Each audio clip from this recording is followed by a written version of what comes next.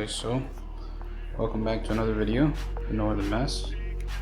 But essentially what we are putting on the cord is the Genesis Coupe big brake kit. These right here are the actual big brakes from the Genesis Coupe. They are powder coated this very light gray color.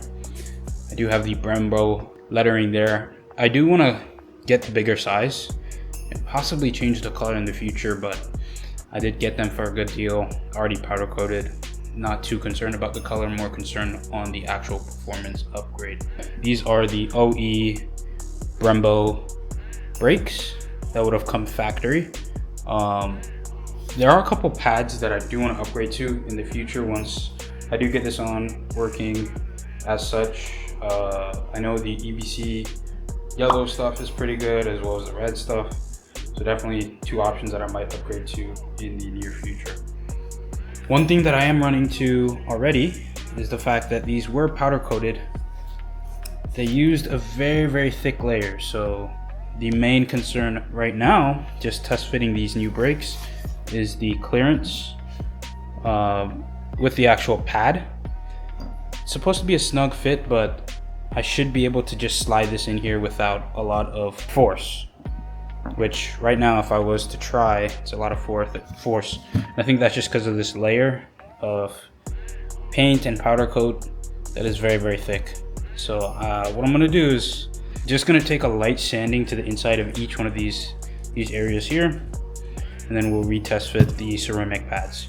All right, so what I went ahead and did off camera is I taped up the actual pistons, and I just went to this side kind of railing area where it actually comes in contact with each of the pads. I did 80 grit, 180, highest 240, just to kind of shave down the layers of paint. Specifically in this area, I don't know if you can see this, but there is a speck of red. So whoever powder coated these did not strip the red from this inner railing and then powder coated this last color over that. So just that little, probably like less than half of a millimeter difference made the pads not fit in here at all, because it is supposed to be a very tight fit for any 4-piston brake when sliding them in. So just had to take that. I was able to do that on both. As you can see here, we have a clean surface. There you can see that little hint of red. So yeah, should be good to go. All right, so we're gonna get started with the Brembo install.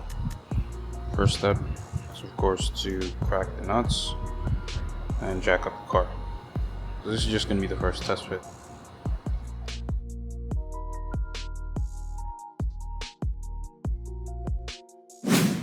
To also remove this wheel hub adapter / spacer, because I had to put that on there in order to fit the 5x120 Type R wheels. So gotta remove this so I can get to the retaining screws for the rotor.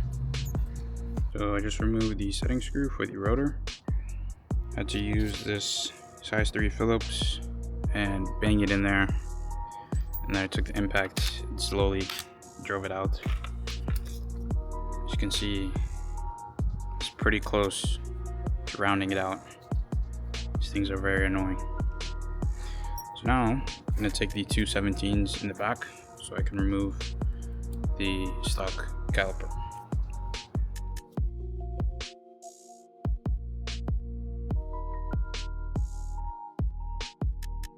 So this is just a little update. Right now we have the stock caliper being held on by this hanger here. I have both of the caliper bolts sitting here, ready to go. Next thing that I have to do is work on the OEM dust shield. Some people cut them off. What I'm gonna do is just bend these two fins back so I can fit on the Brembo caliper. Alright, so I have the new rotor on and the new caliper.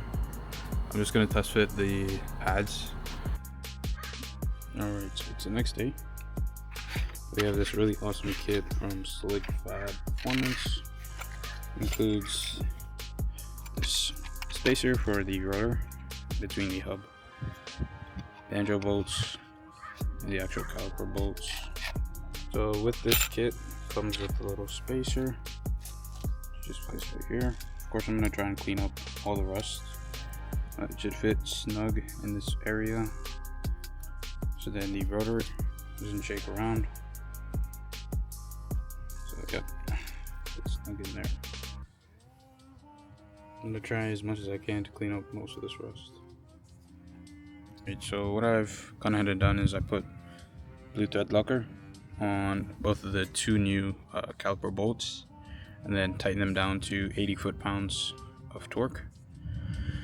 And I've positioned the OEM caliper in a way that the banjo bolt is facing me, and so that I can position this bucket because it will make a mess. I have the new banjo bolts here, ready to go. So as soon as I have this one out, I will very quickly and very carefully try to put in the new Brembo copper. Alright, so I'm just shooting this on the iPhone just to give a little progress update. Since installing the Genesis Brembo big brake, not really kit, but something that I put together here. As you can see, pads and rotors are starting to settle in, as by the scoring pattern here. What a couple of people were saying on the forum is the only concern is the little bit of pad overhang.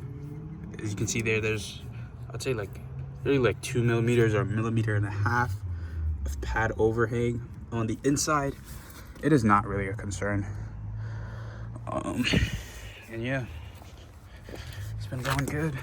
Oops, so much trip there. Looks really nice. Makes the car look a lot more aggressive. Of course, there are even big brake options for this car.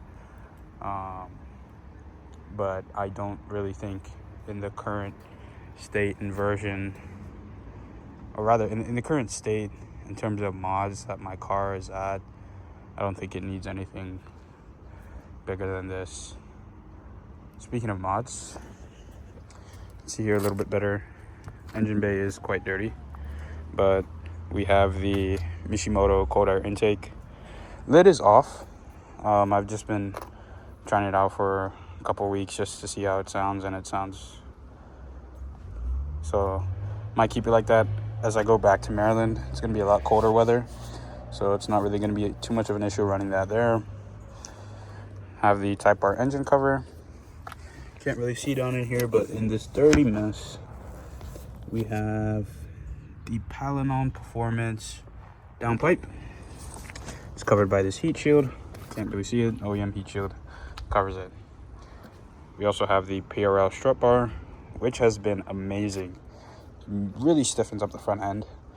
Hopefully I can get the top Hasport engine mounts in the future to also stiffen up the engine and hold the drivetrain in the front. But this is how we're looking.